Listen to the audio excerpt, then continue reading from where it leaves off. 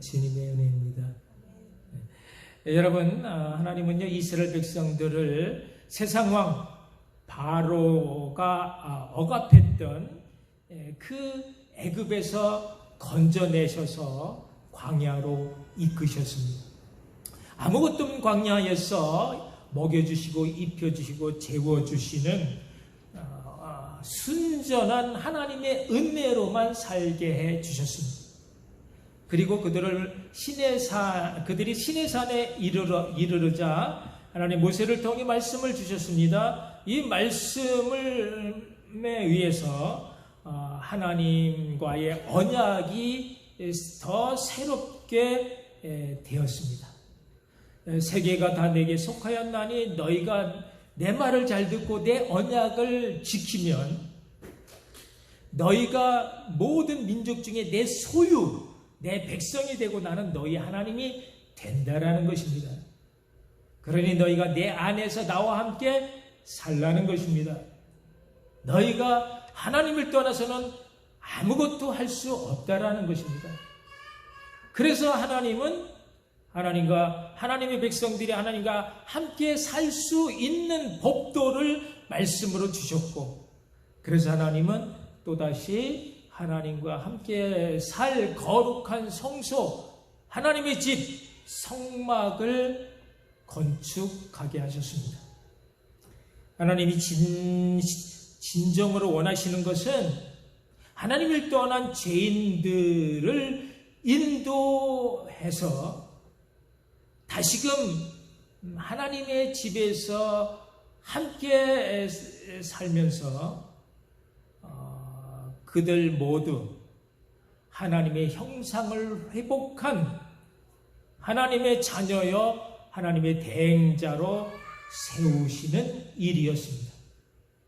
하나님의 집 성전은 곧 하나님의 임재와 보호하심을 상징합니다. 하나님은 자기 백성 가운데 거하기를 원하셨고 거할 처소가 필요했습니다. 함께 거하면서 바로의 노예였던 그들을 이제는 하나님의 장자 후사로 세워 나가는 것입니다. 여러분, 미시칸이라고 하는 이 성막의 의미는 하나님이 거할 처소라는 뜻으로 구약 성경에 30회 이상 언급될 만큼 아주 중요한 자리를 차지하고 있습니다. 여러분, 하나님께서 왜 하나님의 집 성막을 지으라고 하셨을까요? 그것은 죄인들을 만나시기 위해서입니다. 죄인들을 만나지 않으면 그냥 죽는 것입니다. 내가 거기에서 너희를 만나고 너희 자손을 만나시겠다라는 것입니다. 그래서 성막의 또 다른 이름이 회막이고, 그것은 오늘날 교회이며, 그것은 예수님을 모신 성도의 몸이기도 합니다. 레위기 1장 1절 여호와께서 회막에서 모세를 부르시나니, 이 말은 여호와께서 회막에서 모세와 만나셨다라는 것입니다. 하나님은 모세를 만나 하나님의 뜻을 밝혀주셨습니다. 여러분, 사람은요 일평생 살면서 참으로 많은 만남이 이루어지고 있습니다. 이 만남이 중요합니다. 누구를 만나느냐에 따라 인생이 달라지는 것입니다. 첫 번째 만남, 부모를 잘 만나는 것이 중요하고요. 또 형제, 자매 잘 만나야 합니다. 친구를 잘 만나야 하고 스승을 잘 만나야 합니다. 그리고 남편, 아내를 잘 만나야 하고 동업자, 직장을 잘 만나야 합니다. 이 모든 만남에 의해 우리는 인생의 성공자가 되기도 하고 실패자가 되기도 합니다. 그런데 역전 인생이라는 말이 있습니다. 여러분, 이 모든 만남이 잘못되었다 해도, 그래서 실패하고 또 실패하고 또 실패했을지라도 마지막 하나님을 제대로 잘 만나면 이 모든 것이 다 바뀌게 되는 줄 믿으시기 바랍니다. 복 중에 복, 진정한 복은요, 사람이 이 땅에서 잘 사는 복뿐만 아니라 영원한 그곳에서 누릴 신령한 복, 하나님과 함께 살아가는 것이 진정한 복인 것입니다. 그러므로 저 여러분은 참으로 복받은 사람입니다. 왜냐하면요, 우리 모두가 다 겉으로 볼 때는 깨지기 쉽고 또 흠이 나기 쉬운 정말 하찮은 그런 질그릇에 불과하지만, 그런데 우리 안에 보배 대신 예수님을 만나 그분과 함께 평생을 같이 살아갈 수 있기 때문입니다. 그래서 예배 때마다 주님을 만나는 것이 중요합니다. 만나면 역사가 일어나기 때문입니다. 여러분, 만남이 얼마나 중요한지, 또 만나면 어떤 역사가 일어나는지 한번 보세요. 어떤 청년이 한 자매를 무척이나 좋아했습니다. 그래서 형제가 그 자매에게 사랑을 고백했지만 이 자매는 꿈쩍하지 않았습니다. 전혀 반응이 없었습니다. 그래서 이 청년은 매일 하루 한 통씩 편지를 쓰기로 했습니다. 사랑의 마음을 담아 고백의 편지를 보냈습니다. 그래서 이 자매는 일주일이면 7통의 편지를 받아 보았지만 마음이 전혀 움직이지를 않았습니다. 아무런 반응을 하지 않았습니다. 청년은 더 독한 마음을 갖고, 그렇다면 내가 하루에 3통의 편지를 써서 보내리라. 마음을 먹었습니다. 보냈습니다. 드디어 자매 감동을 했습니다. 어떤 감동이냐?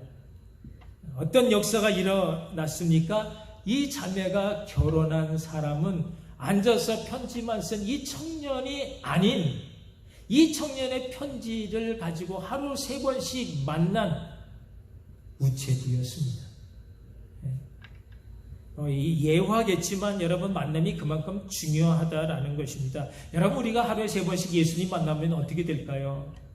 우리도 예수님과 결혼할 수 있을까요? 아멘.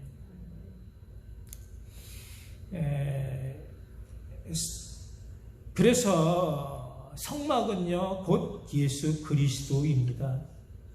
우리가 예수 그리스도를 통해서만 하나님을 만날 수 있기 때문입니다.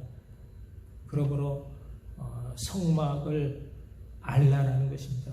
예수 그리스도를 알고 하나님의 사랑을 알라는 것입니다. 그러므로 성막 전체가 치밀한 하나님의 계획과 설계로 지어졌습니다. 그곳에 쓰인 숟가락 하나, 말뚝 하나 그냥 아무렇게 된 것이 아니라 크건 작건 모두 다 의도적인 하나님의 계획으로 만들어진 그 모든 것이 다 예수 그리스도를 나타내 보이고 있습니다. 사실 구약성경 39권이 다 예수 그리스도를 가리키고 있는 것처럼 이 성막은요, 그 속에 모든 것 하나 다 예수 그리스도의 속성을 담고 있습니다. 미리 보는 복음인 것입니다. 순환의 역사 가운데 성 베로니카의 수건이라고 하는 유명한 전설이 남아 있습니다. 예수님께서 십자가를 지고 갈보리 언덕 올라가실 때에 도중에 너무 많은 땀과 피를 흘리시기에 그것을 본 베로니카라는 여인이 예수님께 수건을 들여 얼굴을 닦게 해드렸습니다. 예수님께서 그 수건을 받아 얼굴을 닦으시고 돌려주었는데 그 수건에 예수님 얼굴이 찍혀 있었다라는 전설입니다. 그리고 그 수건은 아직 지금도 남아 있다라는 것입니다. 여러분, 제가 직접 본 것은 아니라 확실히 모르겠지만, 그러나 베로니카라는 한 여인이 예수님께 수건을 전해드렸고, 그 수건을 받았던 예수님께서 잠시 얼굴을 닦고 돌려주었는데, 그 시간이 불과 1, 2분 짧은 시간이었지만, 그러나 확실한 것은 이 여인의 평생에, 그 여인의 가슴 속에 그리스도의 영상이 새겨져 있었다라는 것입니다. 여러분, 이런 충격적인 그런 만남의 사건이 여러분에게도 있었는가 말입니다. 다 있으시겠지만 혹은 없으시다면 오늘 성막을 통해 역사하시는 주님을 꼭 만나 여러분의 인생 후반 역전의 성공적 인생이 되시기를 축복합니다. 사랑하는 성도 여러분, 오늘 우리가 다 사실 본문을 너무 분량이 많아서 다 읽지는 않았습니다. 여러분이 다 이미 알고 있는 내용이라고 생각해서 좀 생략해서 그래서 필요한 것만 집어서 읽었는데, 여러분, 이 성막의 여러 제작 기구들 중에서 오늘은 특별히 두 가지, 떡상 위에 놓인 진설병과 그리고 등잔대에 대해서 알아보면서 이것이 우리에게 어떤 의미가 있는지, 또 여기에 어떤 그리스도의 속성이 담겨져 있는지를 살펴보려고 합니다. 여러분, 보십시오. 이것이 성막입니다. 잘 보이시는지는 모르겠지만, 앞에 들어가면서 동쪽에 문이 있고, 문을 지나면 바로 번제단이 있고요. 그래서 여기에 제물을 드려서 제사 드리는 것이고, 그 뒤에, 그러니까 성소로 들어가는 그 중간에 물두멍이 있고요. 제장들이 일하다 보면 밖에 다 흙이니까 먼지를 많이 묻히죠. 그리고 그래서 물두멍에서 씻고 들어가면 성소가 있고, 그 다음 3분의 2는 성소, 그 뒤에 3분의 1은 지성소로 이렇게 나눠져 있습니다. 이제는 하나님께서 더 이상 산 꼭대기에 계시지 않고 내려와 이스라엘 너희 백성들과 함께 계시기를 원하신다라는 것입니다. 그래서 모세에게 이 성막을 지으라 말씀하셨고, 이 성막을 짓기 위해서는 많은 것들이 필요했습니다. 이스라엘 자손들에게 명령해서 너희가 예물을 가져오라 하셨습니다. 내 억지로가 아닌 깊은 마음으로 자원해서 내는 자의 것만 받으라 하셨습니다.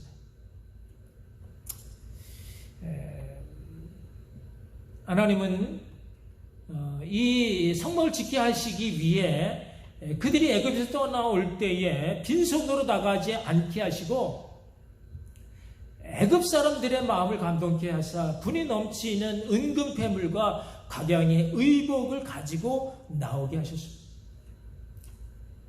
그리고 그것이 내 것이 아닌 하나님의 것을 아는 그런 사람만이 하나님께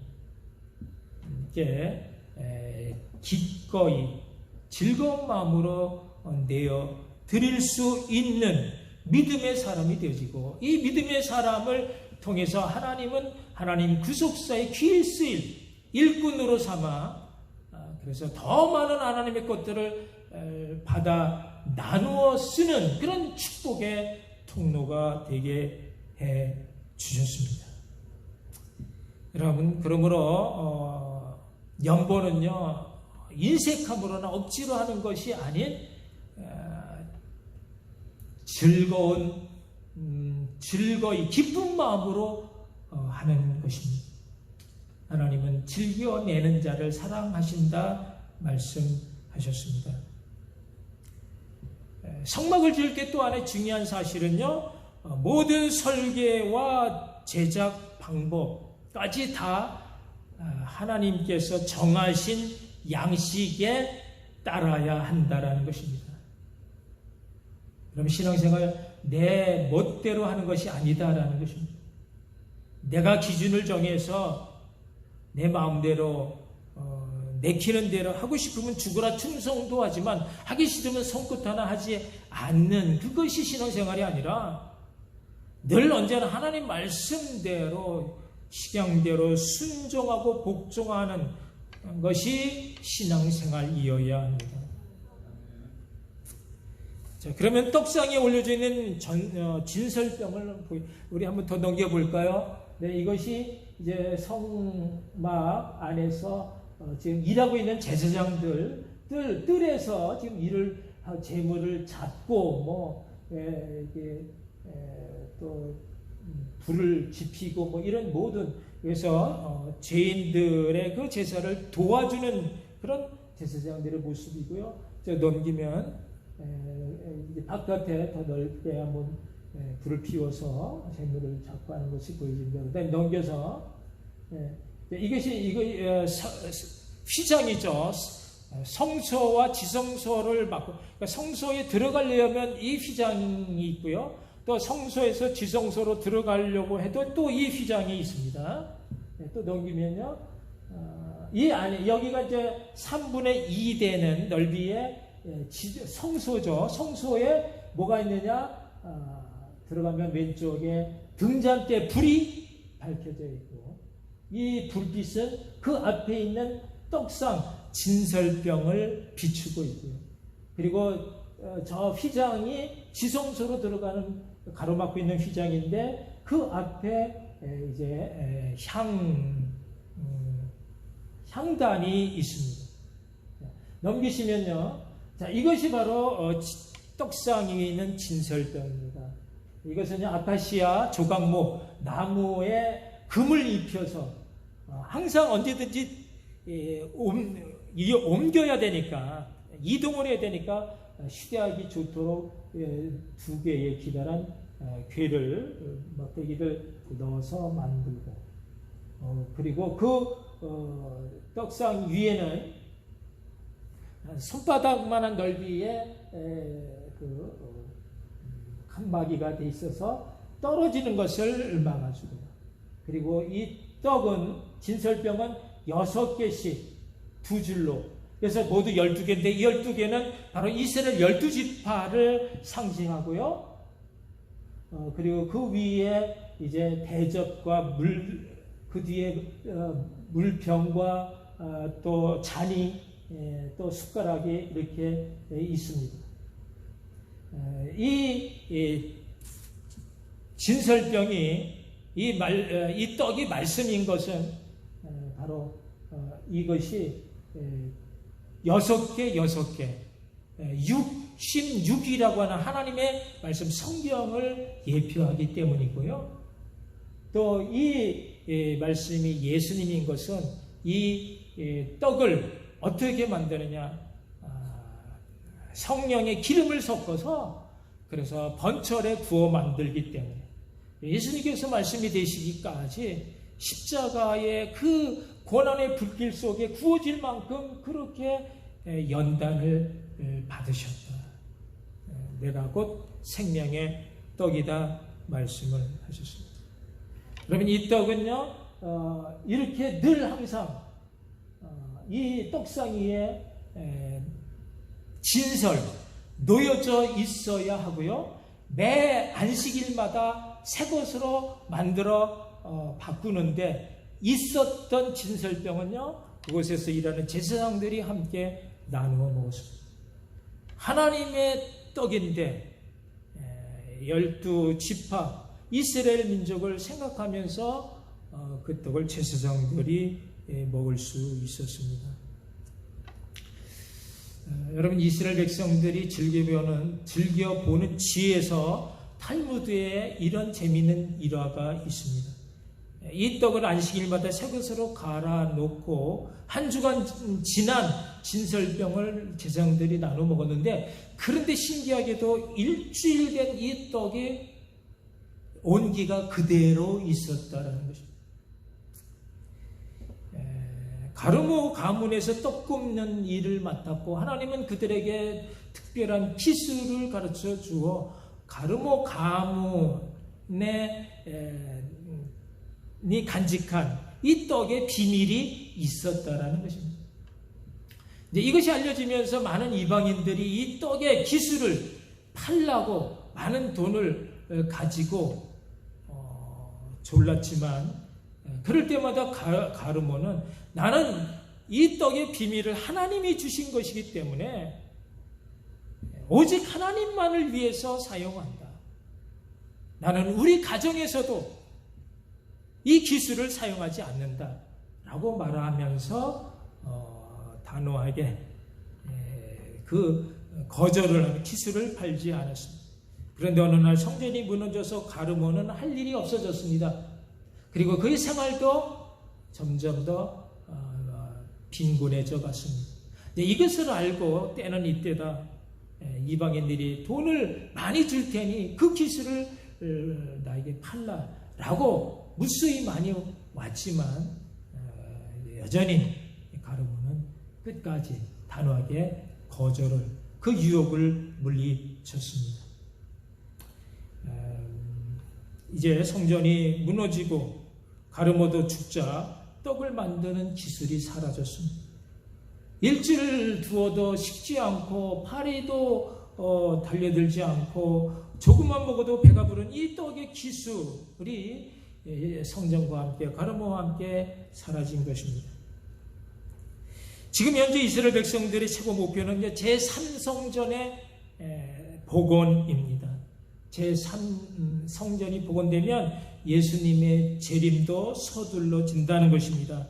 지금 이스라엘은 60만 명의 건축위원들이 조직되었고 서서히 성전 복원의 윤곽이 드러나고 있습니다. 많은 그런 이 성구의 복원 기술이 진척이 되어서 그래서 이제 놀라울 만큼 이 성전 복원이 이루어져 가고 있다라는 것입니다. 근데 그 중에서도 놀랍게도 이 진설병 만드는 기술이 발견되었다라는 것입니다. 이제 곧 세상 종말이 온다라는 것입니다. 여러분, 종말을 늘 준비하시면서 사시기를 바랍니다. 여러분, 우리가 매일 하나님의 은총으로 사는 것처럼 하나님은요, 매일 우리 삶 가운데 연걸어지는 말씀의 열매를 찾으십니다. 거룩한 삶의 열매를 매 주일마다 하나님께 가지고 나오라는 것입니다. 주님이 나의 양식이라면 나는 주님의 기쁨이 되어야 합니다. 하나님의 말씀은 반드시 이 땅에 종말이 있다라는 것입니다. 이 종말을 뛰어넘는 떡의 비밀 예수 그리스도로 여러분 제사장의 사명을 잘 감당하시는 복된 믿음의 사람 다 되시기를 축복합니다. 다음으로 이제 등잔대를, 하나님은 이 등잔대를 만들라 하셨습니다.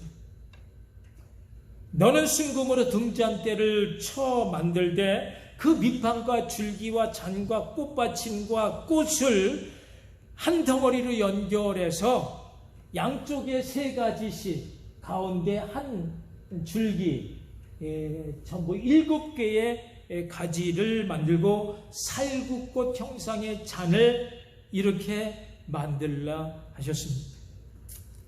여러분, 왜 등잔대를 만들라고요?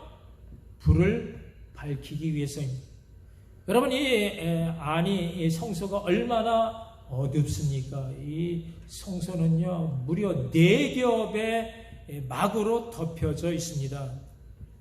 한번 보시면요, 맨 안쪽에 이 아주 아름다운 색실로 수놓은 앙장이 덮여져 있고, 그 다음 하얀 염소털, 그 다음 붉게 물들인 수양의 가죽, 그 다음에 바다 표범이라고 하는 해달의 가죽, 이렇게 마지막 해달의 가죽.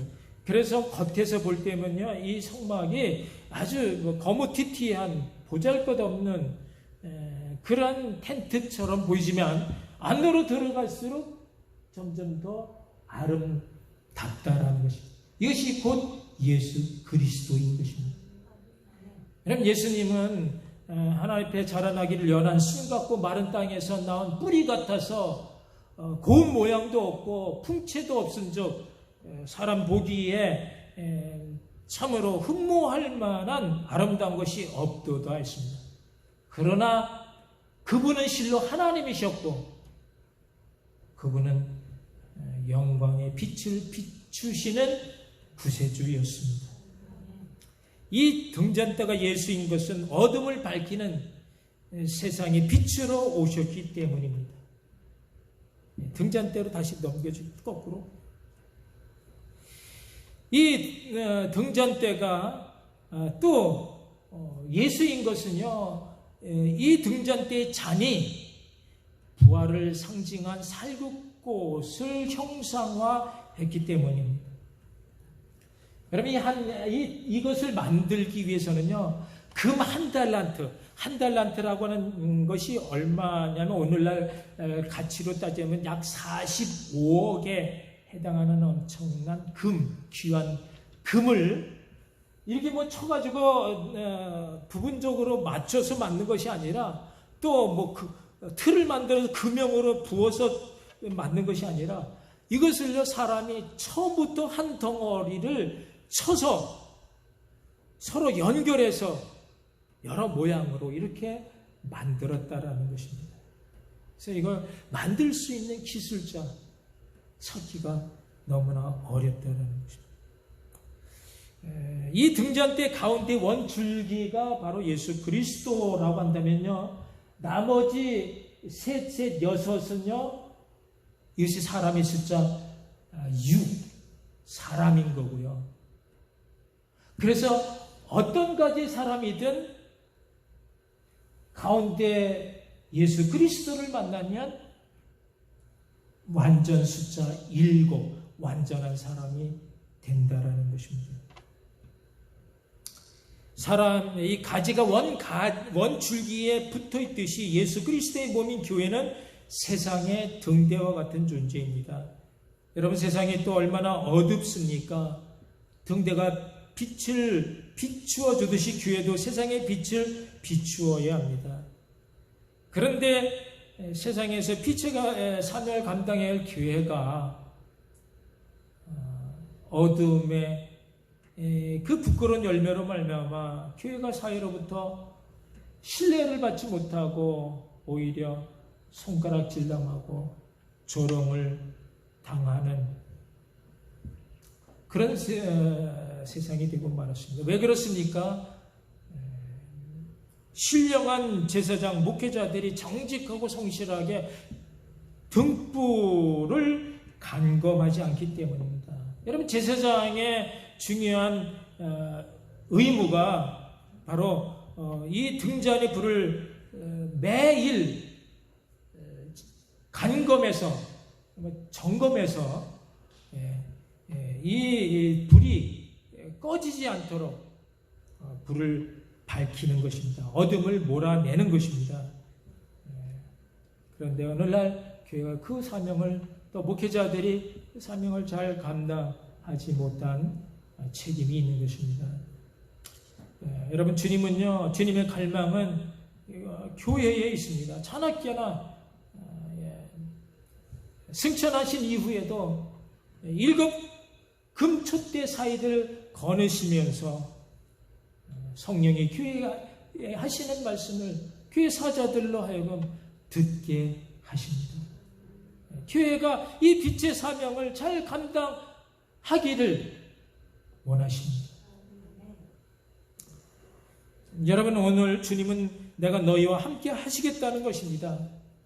내가 너희 안에 거할 처소, 성막, 그리스도가 너희 안에 있느냐 묻는 것입니다. 여러분, 하나님이 우리와 함께 하신다는 것을 여러분 어떻게 이해하십니까? 그죠? 하나님이 나 어려울 때 도와주시고 나 힘들어할 때 짐을 덜어주시는 하나님, 그렇게만 이해하고 있지는 않습니다.